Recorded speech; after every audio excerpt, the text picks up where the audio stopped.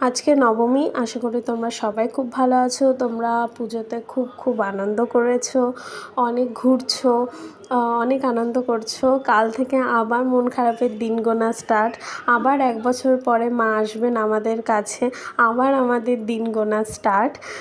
সেই মন খারাপের দিনেও কাজ তো করতেই হবে।